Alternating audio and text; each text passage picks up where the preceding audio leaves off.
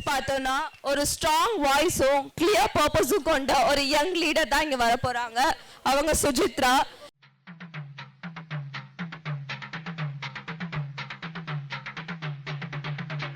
ஆண்டு மறுபிறவி எடுத்தாலும் மீண்டும் தமிழ் மகளாக பிறக்க வேண்டும். சோர்ந்து வீழ்ந்து கிடந்தாலும் உன் மடியிலேயே சாக வேண்டும் என்று என் தமிழ் அன்னையை வணங்கி என் உரையை துவங்குகிறேன்.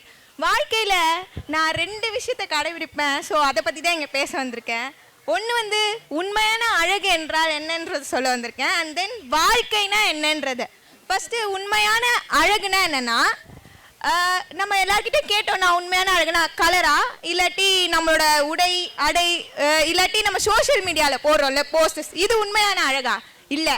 இதனை வள்ளுவர் எப்படி கூறுகிறார் என்றால், புறத்துறப்பு எல்லாம் அழகல்ல, அகத்துறப்பு தான் உண்மையான அழகு என்று.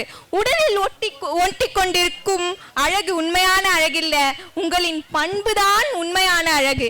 இதனை வள்ளலார் எப்படி கூறுகிறார் என்றால், வாடிய பயிரை கண்ட போதெல்லாம் வாடினேன், அந்த வழிதான் உண்மையான அழகு என்று.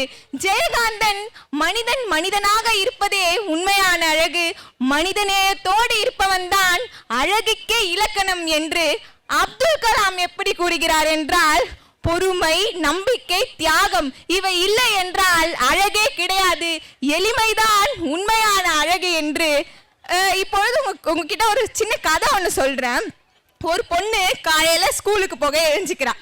அவ கண்ணாடி முன்னாடி நின்று, நான் கருப்பா இருக்கேன், என்ன கிளாஸ்ல எல்லாரும் கலாய்க்கிறாங்க, கருப்பு குள்ளமா இருக்கேன்னு. ஆனா அந்த பொண்ணு ஸ்கூல் போயிட்டு திருப்பி வீட்டுக்கு வரும்போது ஒரு முதியவரை பார்க்குறா. பார்க்கும் போது அவர் கேட்குறாரு, மா இவ்வளோ அழகா இருக்கியே, ஏமா சோகமா இருக்க, எனக்கு கொஞ்சம் குடிக்க தண்ணி கிடைக்குமான்னு. அந்த தண்ணியை கொடுக்கும் போது அவர் கேட்குறாரு, ஏன் வாடி போயிருக்கேன் முகம் அப்படின்னு. அப்போ அவ சொல்றா, இல்லை நான் கருப்பா இருக்கேன், அழகாவே இல்லை அப்படின்னு சொல்றா. ஆனா அந்த முதியவர் சொல்றாரு, நீ இப்ப எனக்கு கொடுத்த தண்ணி தான் உண்மையான அழகு, அந்த மனிதநேயத்தோட கொடுத்த பத்தியா, அதுதான் உண்மையான அழகு. இப்போ நம்ம பஸ்ல ஏறினா கூட பெரியவங்க வந்தா சீட்டு தரத்துக்கே யாரும் முயல மாட்டாங்க. ஸோ பெரியவங்க எல்லாருக்கும் நம்ம மதிச்சு மனிதநேயத்தோட இருக்கோம் பார்த்தீங்களா, அதுதான் உண்மையான அழகு. 2வதா வாழ்க்கைனா என்னன்னு பார்ப்போம். இத பட்டினத்தார் எப்படி கூறுகிறார்னா, எதுவும் இல்லாமல் பிறந்து எல்லாம் வேண்டும் என அலைந்து எதுவும் சொந்தமில்லை என தெரிந்து உலகை விட்டு ஒரு நாள் செல்வதுதான் வாழ்க்கை என்றார். இதனை சாண்டில் யார்? விழுந்தாலும் எழுந்து நடப்பதுதான் வாழ்க்கை என்று.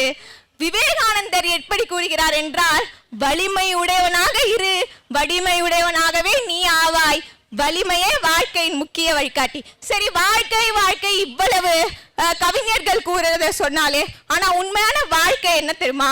நம்ம எல்லோர வீட்லயும் இருக்க தாய் இருக்கால, அவதான். ஏன்னா நமக்காக தன்னோட வாழ்க்கையை தியாகம் செஞ்சு பொறுமையுடனும் நம்மளை எவ்வளவு கேரிங்கா பாத்துக்கிறாங்கல்ல, அந்த பொறுமை சகிப்புத்தன்மையோட இருக்கிறது தான் உண்மையான வாழ்க்கை. கடைசியாக, நீங்க மற்றவங்களை பார்த்து இன்ஸ்பிரேஷன் ஆகாதீங்க, நீங்க மற்றவங்களுக்கு இன்ஸ்பிரேஷனா மாறுங்க. ஸோ அதுதான். Thank you so much. Last. So thank you.